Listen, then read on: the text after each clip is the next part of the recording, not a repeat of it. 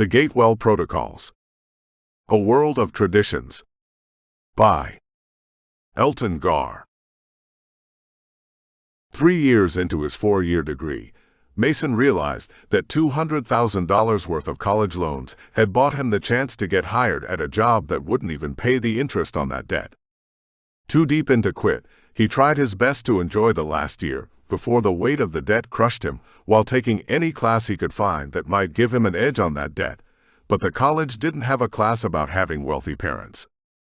Then, at the last moment, he was approached by a woman in a gray suit carrying a brown briefcase who worked for Gatewell Incorporated. Mason had never heard of the company, but she was dressed professionally and told him exactly what he wanted to hear. They had a job for him, and he should come in on Monday. Along with the business card that had the address, she told him he'd earn about twice what anyone else was paying for someone with no experience. And while that still wasn't enough to be comfortable, being able to afford a place to live was appealing. He spent the weekend being lightheartedly mocked by his roommate, his girlfriend, and several of the guys for being gullible enough to believe her. And by Monday, he had decided he had misunderstood an opportunity to interview for a job with a job offer, and decided to sleep in. He woke up to the smell of bacon and ash, and wandered out to see Amber in his kitchen trying to cook breakfast. "You were making fun of me half the weekend," Mason said, then kissed her quickly and took the plate before she realized he hadn't brushed his teeth yet. "Only because I didn't think you'd take me seriously. They've probably invited a few hundred people to interview for 1 or 2 jobs. But you might get it, and it's interview practice," Amber said, and poked at a piece of bacon that was both raw in places and burnt in others. "Or we could stay here, and you could ask me interview questions while we play video games," Mason said. "And I could make you lunch," Amber responded, and held out a piece of bacon that honestly scared him. "Fine, I'll do the interview. No need to threaten me," he said, and quickly got ready and took the bus to the address on the card. He had been in this part of town many times, and didn't remember ever seeing the massive gray cube building that took up an entire city block. Likely because the only characteristics of the building were solid and intimidating. Even the doors seemed designed to dare you to come in, more than to invite you. And as he stepped in, he wondered if it was more of a threat. The first floor was one massive room made with polished gray concrete floors and white marble walls, broken up only by a few pillars. His footsteps echoed in the massive empty room as he walked across the entire room to the single reception desk with a woman standing stiffly behind it. She looked over her glasses at him and said, "Are you Mason Loft?" "I am." "You're 8 minutes late. That is one demerit. You will have your pay reduced by 1/4 hour. You may take the extra 7 minutes whenever you wish." It took him a moment to work all of this out, and he said, "I assumed that they were just doing interviews today." "And you arrived late," she said, her voice holding more disapproval. "I assumed open interviews all day. I just misunderstood," Mason said. "I can record your misunderstanding if you would like. I am sure that Mr. White would find it enlightening." He couldn't tell if she was helping, hurting, or just doing her job, but he decided she was probably right that admitting that he didn't know that a job offer was a bad idea, so he said, "If you tell me where I need to go, I can try to make up time by getting there faster." This time she grinned, though it seemed more predatory than friendly, and said, "You just have orientation today. There is a briefcase on the 3rd floor. It has paperwork inside. You can read it here or take it with you." As he got into the elevator, he had to wonder why she had given him a hard time about being late when he was picking up a briefcase and leaving, but he knew the answer. It was his first day and he was late. It also struck him that working from home must not be uncommon, because, outside of the secretary, there had been no one in the lobby, the elevator, or on the 3rd floor. Finding the room with the briefcase was simple enough. There were several pieces of paper with orientation printed on them, and arrows drawn in black Sharpie that pointed him in the right direction through the maze-like hallways that formed rings around the central elevator. And from what he could see, the paper led him through an impressively indirect route. Then he found a door with the paper on its opaque glass window. He opened it slowly, half expecting there to be someone inside the office. Instead, there was a metal desk, computer chair, and a briefcase. A paper with his name was taped to the briefcase. He picked it up before he realized how odd seeing his name was. None of the papers that had led him here had his name on them. He had assumed they had hired a few people who were picking up their orientation materials today. But either they had all shown up on time and left, or he was the only one. But even if there were others, why not just have it waiting for him in the lobby? But the closest thing he'd ever had to a proper job was working in the college library, so he didn't know what was normal. And he had hoped that the orientation papers would help explain some things. He briefly considered sitting behind the desk to read the papers, but there were few things creepier than an empty building that should have been full. More importantly, he needed coffee. He hadn't been able to drink more than a few sips of the coffee that Amber had tried to make. How did you burn coffee in an automatic coffee maker? He didn't see the papers as he left, so he simply took the most direct route he could to the elevator. It took him half the time it had taken to get here, and as he listened to the elevator music on the way down, he considered this might be the interview. They wanted to see how he dealt with unusual circumstances. The only thing that had changed about the lobby was that the secretary and her desk were both gone. Perhaps the odd route the papers had taken him had been chosen so she would have time to disappear. But this was way too much effort for one low-level employee. Then he stepped out of the building, and his entire worldview shifted. 10 minutes ago, he had been nearly alone on the street. Now it was crowded with people. And none of them looked normal. Most of them were men, in long coats, brown suits, and wearing hats of various styles. The most common was a black bowler, though he saw straw hats and even a few top hats. And from the looks people gave him as they walked by, his clothing wasn't simply a small fashion mistake. People were genuinely offended. But it wasn't just the people that were different. The buildings were shorter. The cars were different. The streetcar was crowded, and there was a blimp floating above the city. Not sure what else to do, he hurried over to a bench, put the briefcase onto his lap, and tried to open it. It was locked, and people slowed as they walked by, one woman grabbing her child and holding her as if he might attack. The briefcase had 4 dials. He hadn't been told any numbers, and there was nothing written on anything he had seen. So his best hope was that they had picked something he would know without his being told. So he tried 0524, his birthday. It clicked open. The first thing he saw inside was a slightly flattened bowler hat. He quickly put it on, and though one woman who had been watching him grumbled something under her breath, the few people who had stopped began to move on. Within minutes, the world seemed to ignore him, though the rest of his clothes seemed almost as out of place as the lack of a hat. What he needed to know was what was going on, so he gathered his things and began to walk. As he moved, he examined the city. It felt cleaner than the one he lived in, with cars that were modern, but were also rounder and in brighter colors than what he would expect. The shops all had displays in the windows, showing simple toys and nearly identical clothing.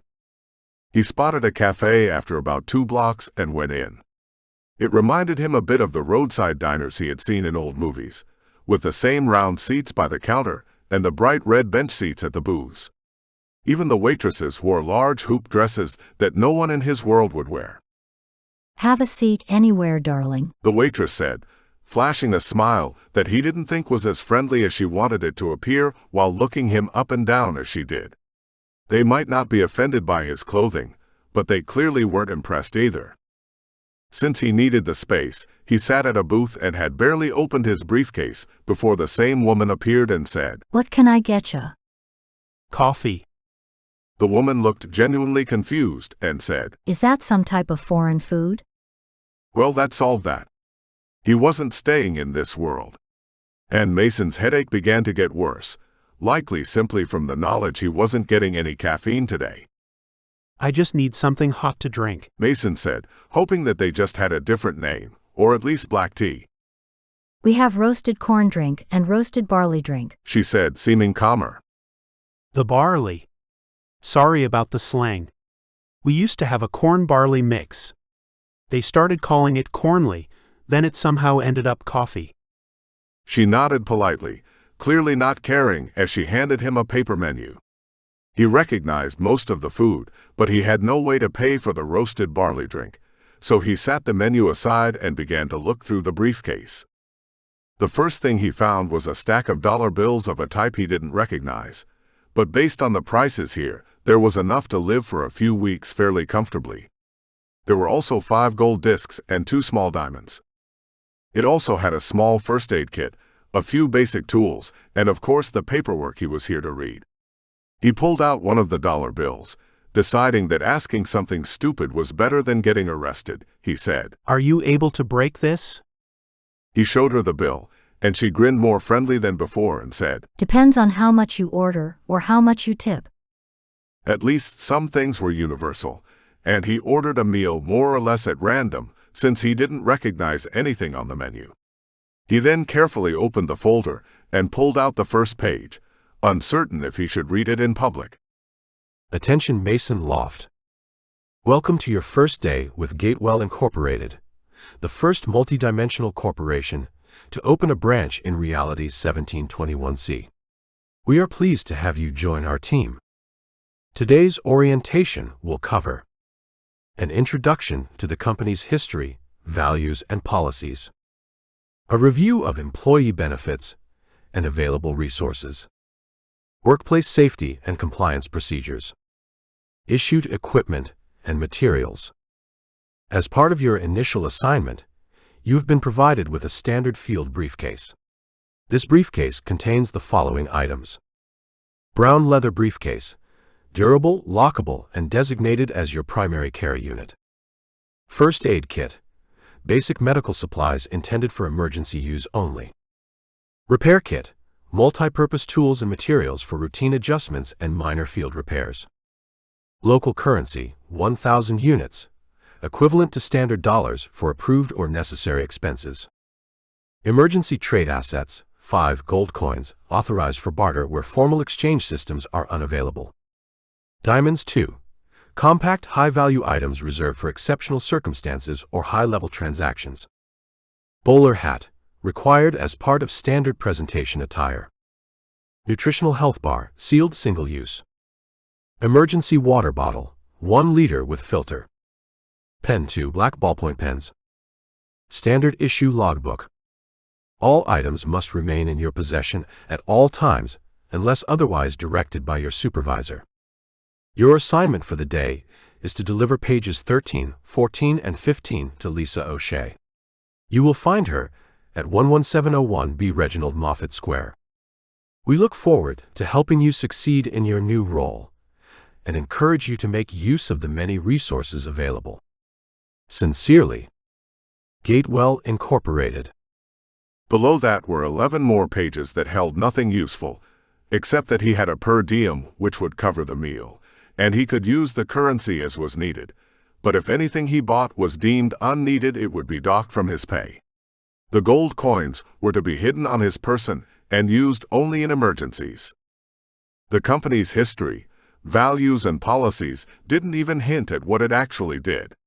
The history included the name of the founder, Aldo Ranks, a man he had never heard of. Their values included integrity, thriving, and excellence. The rest was similarly useless. He read through it again while eating a meal that seemed both comfort food and entirely unfamiliar, accompanied by a warm cup of slightly burnt toast. Once he had made it through the second time, he waved the waitress over, registering her disapproval at being summoned by his wave, and said, Do you know how to get to Reginald Moffat Square? 3 blocks that way. She said, pointing in the direction he had been walking while she put down the ticket. He considered getting a to-go box, since he had spent the last 4 years as a college student scrounging for any food he could get his hands on, but he hoped that wouldn't be needed, and had no way to carry it except to put it in the briefcase. So he simply put the money with the ticket and waited. She didn't take it, and after a few minutes, he realized that there was a register, so he took it there. The waitress hit a few real buttons on the old-style machine, and several white plastic numbers popped up to show him he owed $19.17. He didn't know exactly what tips should be here, but he assumed that, like in his own world, a percentage of the total made the most sense. But he had also been here a while, and probably annoyed her a bit, so he made it 30. Then handed her the bill with a 50 on it. Her face turned red as she counted out 21s to him, and he couldn't quite make out how she was feeling. Was it too much or not enough? Did he cross a cultural line? He didn't know. It seemed impossible to tell. But he slipped the money into his pocket and rushed out. Finding the square he was looking for wasn't difficult, but the addresses were strange. After walking up and down the street twice, he realized they had named the block, not the street, and the numbers were connected to that. But even that didn't solve it, because as he circled the block, he found some numbers that made sense, and others that seemed to be entirely out of order. Spotting a mailman, he said, I'm trying to find 11701B Reginald Moffat Square, but the numbers don't seem right. The man grinned and said, It is one of the more recent additions. It's around the corner and up the stairs. Newer additions? Which is why it's got such a high number. You a foreigner or something? Mason still wasn't sure if the focus on foreigners was a sign of xenophobia or just coming up because he was odd, but he said, It's just that there's been nothing new built in my neighborhood in a while. Same as everywhere. If it works, why change it? But kids these days. Well, I assume that's why you're dressed like a McFinn. I wasn't expecting to be here today. But thank you, Mason said, deciding that the less time he spent talking to people, the less likely it was they'd see how odd he was. He began to walk. Better to be rude than to be caught. It was a small office that, once inside, looked like it had been designed by the same person as the office of Gatewell, except much smaller and focusing more on claustrophobia than on intimidation. The office was a single room, with a desk crammed into the far corner, and a middle-aged woman dressed in a more modern-looking suit than anything anyone else had been wearing. She had a briefcase on the table next to her that was identical to his. Are you Lisa O'Shea? He asked. The woman looked at him with a haughty stare for about 5 seconds, and then said, Speak with more authority and confidence. You are representing Gatewell. So far as I know, I have no authority, and nothing about this day has inspired any confidence, Mason said. The woman calmed just a little, and said, Yes. Gatewell's hiring practices are disarming. But you have navigated the world successfully. Have a seat. He sat down then without asking, put his briefcase opposite hers, and opened it, taking out the 3 pages. He sat them in front of her, and then handed her one of his pens. What does it say? The woman asked. The instructions did not tell me to read it, so I did not, Mason said, though he knew that was the wrong answer. And yet it said you were to sign it. Did you intend to do so without reading it? Lisa asked. I assumed I would sign as a witness, Mason said. Assumptions like that reflect poorly on those who employ you. That is one demerit. Are you ready to sign it? She said, scratching her name on it. He suspected he still needed to read it, but she was tapping her finger on the desk in irritation. Then he had an idea, and he said, I'd like to take my 7-minute break. The woman visibly relaxed and then said, Starting now. He picked up the paper and began to scan it. It was a work contract that laid out his job in more detail. But more didn't mean much. His days would simply involve going to the Gatewell building, then completing his assignment in a world not his own. He would then be given the correct directions to return home. After 7 minutes, the woman's finger began to tap again, and he put the papers down in front of her. She asked, Do you have questions? What does Gatewell do? He asked. It seemed an absurd question, but he still hadn't figured it out. Their holdings are significant. Their focus is on using the infrastructure of the gateways to improve the standings of their holdings on various worlds. Any chance of explaining that in English? They buy businesses and make them more profitable by using the information they gain in other worlds. That might be technology, psychology, marketing practices, or anything else useful. Most days, you'll either be collecting or delivering that information. And what if I don't successfully deliver the information? It says that getting back requires success. Mason said. If you cannot succeed in time, you will be allowed however much time is required. Overtime will only be paid if the delay is deemed reasonable. It took him a moment to process that. He was fairly certain they were implying he'd simply be left until he finished the job. But she said it so casually that he had to assume it wouldn't be difficult.